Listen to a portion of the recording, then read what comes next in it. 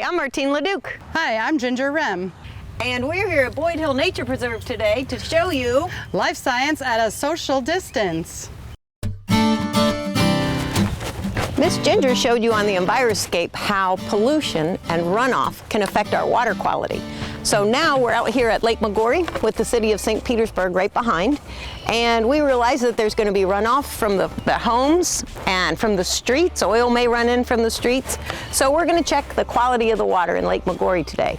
We're going to do a pH test, and we're going to test for the oxygen level. We'll also take the temperature of the water. So I'm going to climb down here and get one of our water samples. Okay, so the lake's pretty low, although we did have an inch of rainfall this morning, and we had some really windy weather too. And that wind could increase the oxygen level of the water. We're going to be getting the water sample at a pretty shallow area, which might affect our results. Okay, so I'll bring this up and we'll test this water. We're going to do a couple tests here. We're going to check the oxygen level of the water, and I'm going to start that one first because this takes a little bit of time for the tablets to dissolve. When we get our oxygen sample, we don't want to pour it into the vial because that would add some oxygen to the water. So we just want to dip it in. We're going to add 2 tablets to the vial, and this has to be inverted for 4 minutes. So Cole's going to come over here and invert the tablets for me while I do some of the other testing. All right? So just keep doing that till the timer goes off, all right? Yeah. Okay. While Cole's doing that, we're going to take a pH test, and a good pH level is about 7. That would be a neutral pH level. If the pH level is really high, that's like Clorox bleach. So bleach is about 11 or 12 pH level. Lemon juice is very acidic.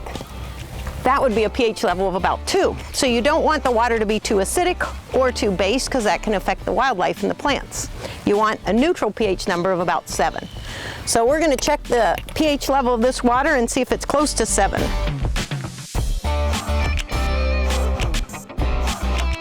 And we're going to add 1 tablet, one of the pH test tablets, to this water. Now this one doesn't take as long to dissolve, so I'm just going to invert this, and I'm going to check it to our pH chart here. And a 7 is a light green, 8's dark green, and this is coming out to be a really high pH level. So the pH level of the lake today is really basic. It might be a 9, which is a really high pH level. There's a lot of different things that could affect the pH level like that. The fertilizer, certain types of fertilizer being washed into the water during that storm might have increased the pH level. Plants decomposing, photosynthesis, all those things can change the pH level. So the pH level is actually really high.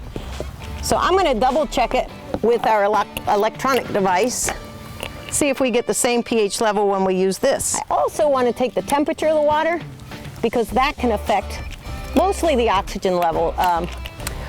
Colder water will hold more oxygen, but I want to take the water's temperature anyway.